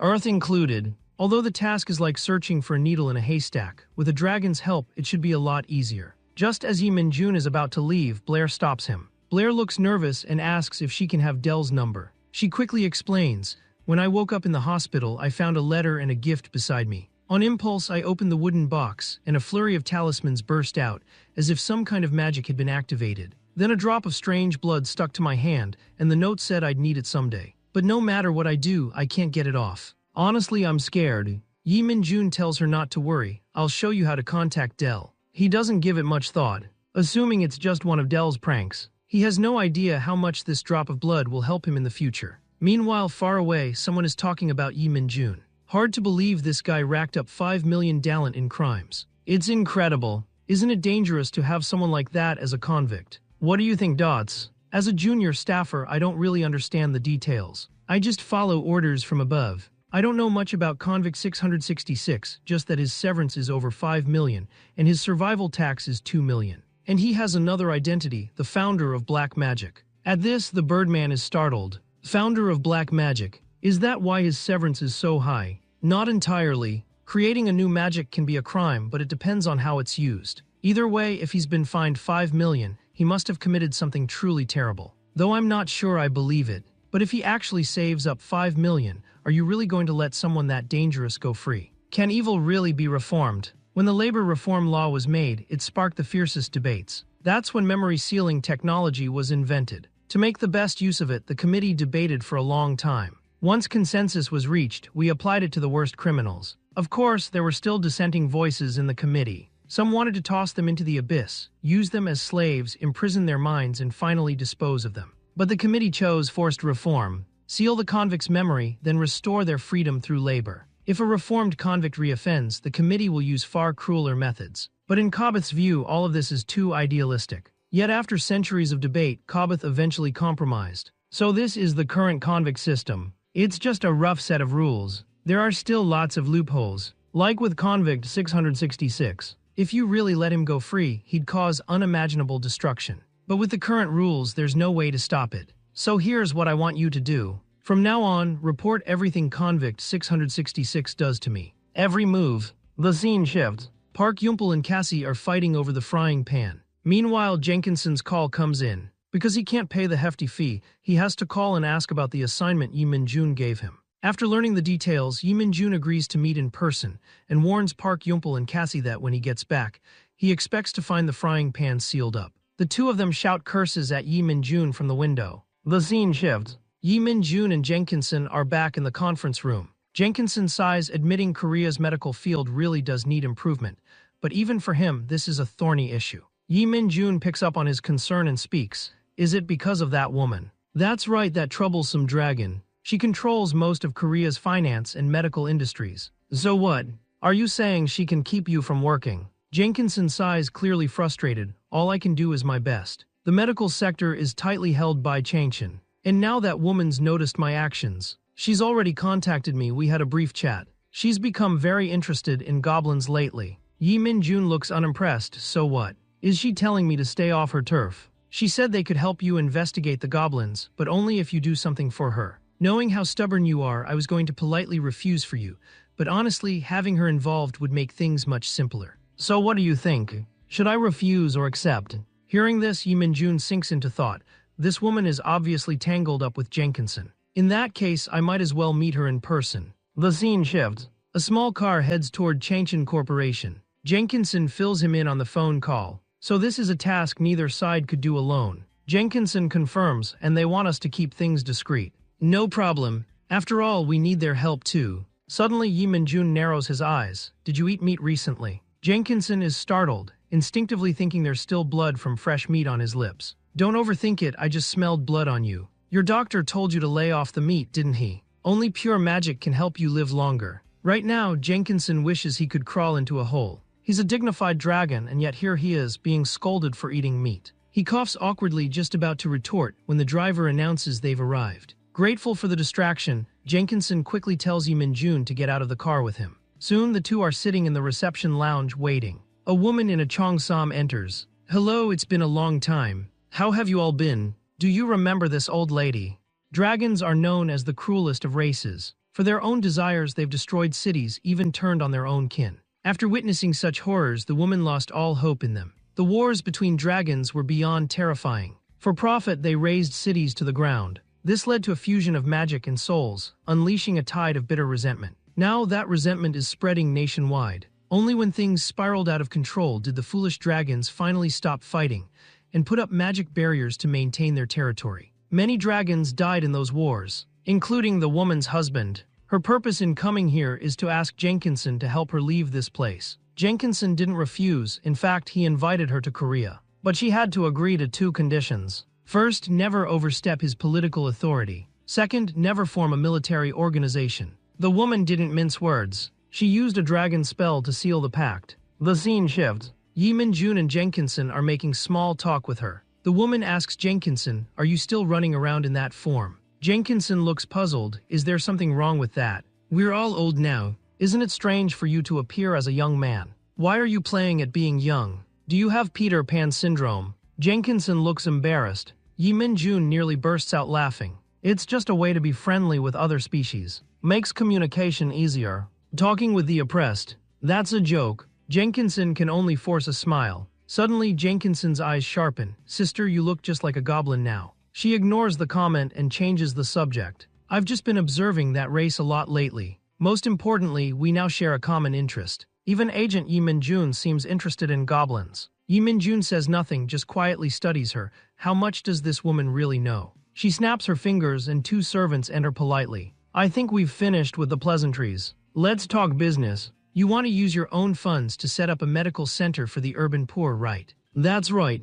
I'll use all my medical resources for a poverty relief project, providing beds for the severely ill, offering health checks, and administering necessary vaccines. Yi Minjun is curious, why do you want to do this? It's all for society's benefit to maintain public health. Did you know goblin diseases often spread to beast folk and humans? Goblins in the welfare blind spots pose a real risk to society. It's a serious issue that needs improvement. Yi Minjun scoffs. The reason the poor can't afford medical care is because you charge too much. Agent Yi Minjun, whether we can work together on this depends on you. I hear you're interested in goblin DNA. If we cooperate, it'll be easy to collect samples during health checks and vaccinations for the poor. If you accept my request, I'll provide you the DNA samples. Yi Minjun frowns, so what do you want from me? Recently, the Changshan Bank headquarters was robbed. Yi Minjun is startled. Not even a terrorist group could pull that off. The woman sighs, it's true, but the case is too difficult for the police to handle. So it wasn't just cash that was stolen.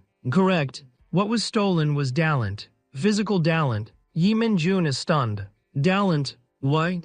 As far as I know, if talent isn't handled properly, it evaporates into the spirit world. Large transactions can only be done digitally, not with physical assets, and only through data transfers. Are you saying the committee gave you physical talent? Of course. During the payment process, they made things very difficult for me. Maybe they wanted me to give up. 1 million talent is a huge amount. Yi Minjun is shaken. 1 million talent. Isn't it a huge hassle to hold physical talent? Why did you withdraw it? The woman's face darkens. She says nothing. The scene shifts. The two return to the company. Jenkinson is still mulling over their recent conversation. Given her character, there's no way she'd set up a medical center for the poor out of charity. But what is her real motive? And why does she want talent? Real physical talent? Yi Minjun ponders for a moment.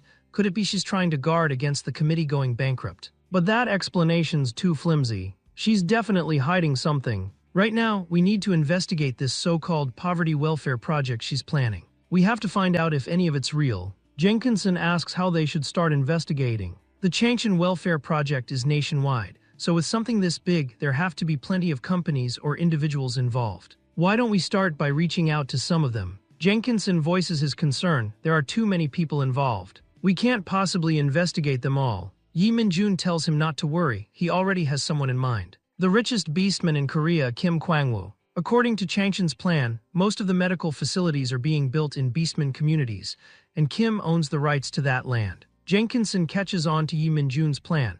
As the landowner, Kim Kwang-woo should know some inside details. You've already figured out what I'm getting at. Let's go pay Chairman Kim Kwang-woo a visit. The scene shifts. Yi Minjun calls Kathy with some questions. Kim Kwang-woo's secretary says he's been gone for weeks. Yi Minjun is shocked. A workaholic suddenly goes off-world for weeks of vacation. After he hangs up, Yi Minjun organizes his thoughts. This is all way too coincidental. At that moment, Jenkinson comes up with a disturbing thought. If Kim Kwang-woo and Changshin are in cahoots, then Kim's disappearance is probably a murder, and there won't be any evidence left behind. Because Changshin is a psychopath, even among the dragons, her story is infamous. There are rumors her playthings all look exactly like her dead husband. For a while, a lot of dragons went missing. But there's something even scarier. Changshin's husband died a long time ago. Some say she killed him herself. Hearing this, Yi Minjun falls silent. Why would she kill her own husband? The rumor is she just thought he was too old and didn't suit her tastes anymore. Maybe it's just gossip, but the disappearances that follow her are a fact. After hearing this, Yi Minjun can't help but grow suspicious of Changshin. Come on, let's deal with the Changshin situation first. Hearing this, Jenkinson hesitates. Are we really going to help her? If we can't find Kim Kwang-woo, it'll be even harder to get information from outside. Why don't we gather details as we work the case? If we find evidence of her crimes, you take her down. If she's clean, all I want is my DNA samples. Jenkinson is stunned for a moment. As you wish, I'll contact Changshin right away. The scene shifts. Yi Minjun arrives at the base of the Changshin Bank building. Just as Yi Minjun steps inside, a man rushes over in a panic. He introduces himself respectfully as the branch manager, pleading with Yi Minjun to handle the case. Branch manager, you'd better call your head office manager. The man starts sweating profusely. Due to unforeseen events, the head office manager resigned a few days ago. I'm acting as a replacement. From his expression, Yi Minjun knows the head office manager has already been dealt with. Let's start by checking the surveillance footage. Soon, Yi Minjun is in the monitoring room watching the recordings. When he sees the glowing orb, he looks shocked. That's real talent. It's the first time in 800 years I've seen an actual transaction. There are over 1 million crystals in there. The manager shuffles through the footage. This is the scene of the incident. Suddenly, the glowing orb vanishes from the box. Yi Minjun immediately notices something off. What's that ripple when the talent disappears? It looks like the wave that happens when Mr. Lakefield's soul returns to the afterlife. If it vanished into the threshold, does that mean it can never be found again? The manager goes pale. You mean it's gone? Doesn't that mean there's a problem with the vault? From his reaction, Yi Minjun knows he's clueless. In that case, we'd better check out the vault in person. Yi Minjun surveys the surroundings. It looks like your security is top-notch. Not just physical defenses, but layer upon layer of magical barriers. This is basically the biggest exorcism chamber on Earth. Even ghosts can't get close. Let's see, did a thief use magic to steal the talent, or did it disappear into the spirit world? Whatever the reason, there should be traces left behind. If there's anything strange here, lingering magical light will be visible. As Yi Minjun looks up, he finds no trace of magic at all. He leaves the building interior, intending to search the perimeter for magical residue. But it's all in vain. Even outside, there's not a single hint of magic. Yi Minjun is deeply puzzled. How can there be no magical traces at all? Even the talent is just gone. As he's pondering, a swallow perches on a branch watching everything. But Yi Minjun has already spotted it in the glass reflection and quietly casts a spell. In that instant, he flicks a blood droplet at the bird. With a bang, the swallow falls from the branch. Next, a belt shoots from Yi Minjun's sleeve, lashing into the settling dust. As the smoke clears, a young woman appears before him. Yi Minjun walks over. Someone who can turn into a swallow doesn't surveil for fun. So who are you really? The woman suddenly flies into a rage, hurling a barrage of abuse at him. You bastard! Filthy capitalist! Lapdog of the dragons! Yi Minjun isn't fazed and counters, you've already exposed your identity. Are you some kind of spirit? Are you with the Red Star Group? Those damned thieves! Thieves! What nonsense! We're just redistributing supplies monopolized by the dragons. What are you doing near the bank? Planning an assault, or do you have other intentions? You scum! If everyone in this society were like you, it would never change. You help the dragons plunder wealth. Don't you know their fortune is built on exploiting the poor? You're a dragon's lackey, a weapon of worker oppression. You'll never get it. Yi Minjun just stares at her coldly. So are you here to defeat the evil dragons? What's your plan? Why don't we go somewhere quiet and talk? I don't want to hear human screams from outside. When the woman sees the blood, her eyes go vacant. She's plunged into despair. Yi Minjun tries to calm her, but her face ages rapidly and she coughs up blood. Suddenly, something goes wrong. Her whole body starts to swell. Seeing this, Yi Minjun quickly backs away. With a bang, the woman explodes. Even Yi Minjun, who has seen a lot, has never witnessed something like this. Did someone plant a curse on her? Were they afraid she'd leak information? What are the Red Star people hiding? The bank's security, having heard the explosion, rushes over. Yi Minjun warns them not to come any closer. She didn't commit suicide. She died in extreme agony. That means she'll soon become a spirit. He begins to chant a spell. From afar, an unknown object speaks. A Red Star member has died, her soul will appear soon. As Yi Minjun's spell takes effect, the woman's soul emerges. Yi Minjun must extract information from her soul. But the soul is not under his control. It speeds off into the distance. If Yi Minjun wants to read her memories, he'll need to overpower her with psychic force. As he wraps her with another spell, her memories start to play out in Yi Minjun's mind. A red-haired woman appears in the Changshan Bank, seemingly the mastermind. A shadowy figure catches Yi Minjun's attention. The red-haired woman says something to the person before her. As the vision flickers, Yi Minjun realizes, how did they know the Changshan Bank was going to be robbed? Not even the police knew. That means Red Star is the real culprit. Without a body to restrain it, the soul breaks free of Yi Minjun's spell and vanishes. The scene shifts. Kathy is sleeping soundly, only to be woken by the phone. Still groggy, she answers with clear annoyance. What is it, Mr. Yi Minjun? Red Star. Do you have any info on them? After giving Kathy her instructions, Yi Minjun sighs. Even the woman's soul didn't know how the Dalent was found. Those Red Star people, how did they get their hands on the Dalent?